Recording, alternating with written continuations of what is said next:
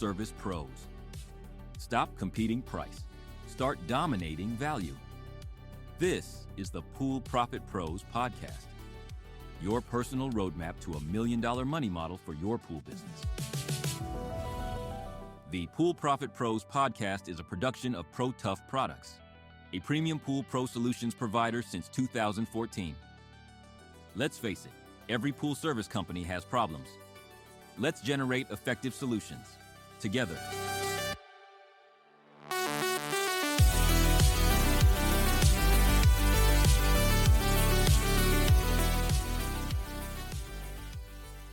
Welcome back, everyone, to our deep dive. Today, we are landing on maybe the most critical piece of this whole strategy series we've been doing, securing that predictable recurring revenue. I mean, if you're really building a business, not just, earning a job, this is it. This is the foundation for real scalable asset value. It really is. The goal here is moving beyond that basic monthly service where, let's face it, you often feel like a commodity. Right, just another pool guy. Exactly. We're talking about transforming that into what you might call an unbreakable continuity offer. Yeah. Really maximizing that customer lifetime value, or CLTV. And the ultimate aim here is, well, it sounds intense, but building so much value and certainty that leaving your service actually feels like a loss to the client. Psychologically painful, even. That's the stickiness we're aiming for, precisely.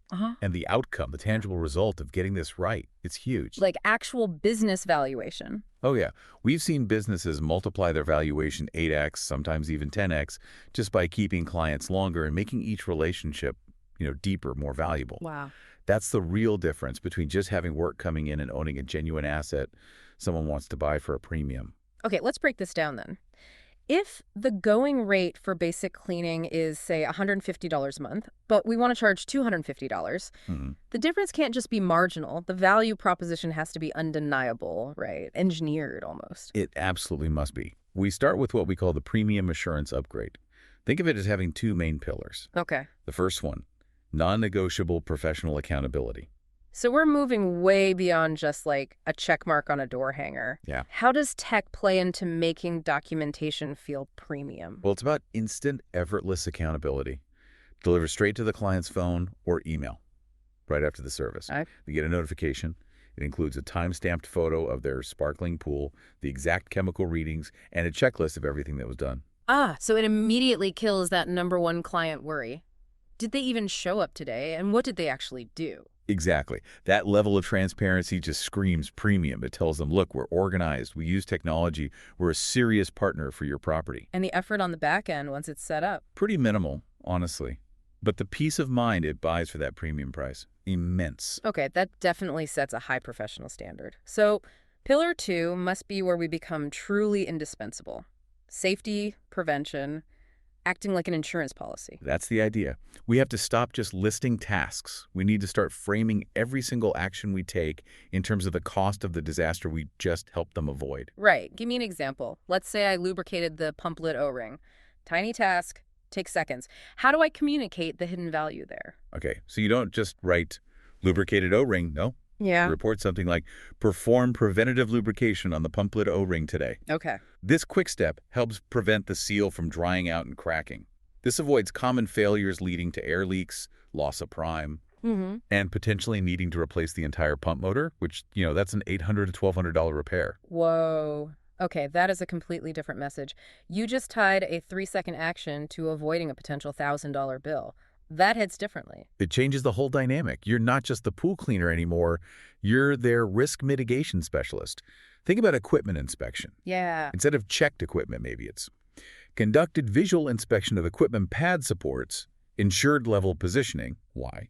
To prevent vibration stress on plumbing connections, which can cause hairline cracks and costly underground leaks over time. So every report reinforces, here's the potential disaster we helped you sidestep this week. And this naturally leads into broadening the relationship, right? Since you're already there. Absolutely.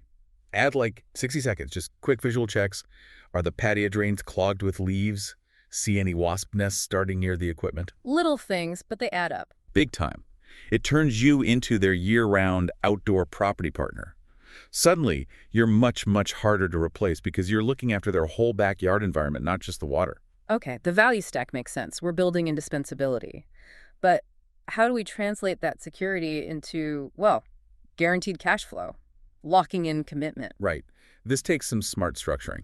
We can start with something like the waived fee offer. But first, you need to introduce a reasonable startup or onboarding fee. Maybe $150, $200. And that fee needs justification, yeah. So it doesn't feel like just grabbing cash. Exactly. You frame it professionally. That fee covers the admin time, the initial deep clean, inspecting the filter media, verifying all the equipment settings, setting up that premium reporting system we talked about. Okay, so it's presented as a valuable professional process. Yes. Then comes the lock-in. You offer to waive that entire setup fee if the client commits to a longer term, like a full-year contract. So they get an immediate saving, feels good, in exchange for giving you predictable revenue for a year. Want help putting these strategies into practice? We've got some great free resources to help you get moving in the right direction and speed your path to success. Check out the show notes for a link to all of our support resources. And the contract wording is key here, I assume. It's crucial. The agreement has to clearly state that if they cancel before that year is up, they're then responsible for paying that setup fee they initially got waived. Loss aversion, powerful stuff. You invested in them, their commitment secured the discount, break the commitment, pay the fee. Exactly.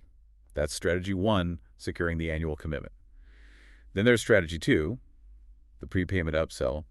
This one accelerates cash flow right now. Okay, how does this one work? This offer comes after they've already agreed to the yearly plan, maybe using that waived fee offer. Got it. Then you say, hey, since you're committed for the year anyway, if you want to prepay for the first 6 months or even the whole year, right now, we can offer you an additional discount. Maybe, say, 5% to 8% off the total annual cost. Nice. Immediate cash for the business, more savings for the client. But you mentioned a critical rule about the amount of savings here. Yes, this is really important.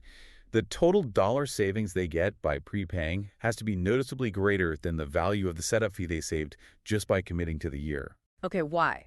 If the waived fee was, say, $150, why does prepaying need to save them maybe $200 or $250 total? Because you're asking for a much bigger chunk of cash up front. The incentive needs to match that bigger ask. If the savings difference is tiny, they'll just stick with monthly payments. It's easier. You need to make prepaying financially compelling, almost a no-brainer. Right. Commitment gets a good reward, but cash up front gets an even better reward. Makes sense. Okay, now, let's talk retention. Even with all this, sometimes clients want to leave. What's the first mandatory step? The mandatory exit interview. The second you get that cancellation signal, your main goal shifts. It's about gathering data, understanding why, and maybe one last chance to fix things. And you incentivize that conversation. Maybe offer to waive any early termination fee if they have one, or a small gift card for like 5-10 minutes of honest feedback. Absolutely. You need the real reason. Is it something about the survey? Maybe you can fix it right then and there. Is it purely financial? Okay, maybe you pivot to a downsell offer, a slightly reduced service level, just to keep them in your ecosystem. Keep them connected to the business somehow. Exactly. And the data you get is gold for preventing future churn with other clients. Okay, and now let's dig into this rollover strategy you mentioned, especially with the updated thinking. This is when a client is canceling, and maybe they've paid for the month but are leaving mid-month. What do? No refunds, right? Right. No refunds on prepaid service time. Instead, you immediately propose applying that unused money. Let's say it's $150 worth of service they paid for but won't receive as a credit. A credit towards what, though? Towards something valuable within your business. You roll it over, offer it as a significant discount if they reconsider and maybe upgrade to a premium annual package, or apply that $150 credit towards a needed, maybe pricier one-off service. Like a full filter clean or maybe a deep tile scrub or a small repair they need? Exactly. You're leveraging the money they've already spent to secure either a continued relationship, potentially at a higher tier, or at least capture more revenue on a different service. You keep the cash in-house, they get value for money they otherwise would have lost. Okay, that makes sense. Keep the cash, deliver value differently. What if they don't really have any banked credit like that, but they've been a loyal client for a decent amount of time? Good question. In that case, you leverage their history with you. You can acknowledge their loyalty, say, look, you've been with us for 18 months. We value that. How about this? We can offer you a $10 credit for every month you've been a client. So that's $180 applied immediately toward a new 6-month contract. It could be the same plan or maybe a slightly lower tier if budget was the issue. So So you're creating an incentive based on past loyalty, but it must be used to recommit right now. Again, lowering that barrier to stay or re-engage. Precisely. It makes sticking around or coming back if they were truly set on leaving much more attractive financially and psychologically. And that banked credit, whether from unused time or the loyalty offer, that becomes a tool for later, too. Definitely. 6 months, a year down the road, you can reach out to those past clients. Hey, just wanted to remind you, you still have that $150 credit or whatever it was waiting for you here with us. It makes restarting the service so much easier for them. Wow. Okay. This whole system engineering, the premium service, the commitment structures, the retention lifelines, it really shows that predictable revenue isn't luck. It's designed meticulously. It really is the ultimate design project for your business. That predictable recurring revenue stream, built layer by layer with value and smart commitments, that's what drives your long-term profit. And ultimately, that's what determines the real asset value of your business. So the big takeaway for you listening is pretty clear then. Being able to show that stability, that predictability in your revenue, that's the number one thing separating a pool business that sells for maybe just the value of its trucks and equipment from one that becomes a truly valuable, maybe even $1 million asset when it's time to exit or step back. Absolutely. So start stacking that value now. Frame your service as assurance, as prevention, as a partnership. And lock in that profit by making it genuinely hard for clients to ever want to leave.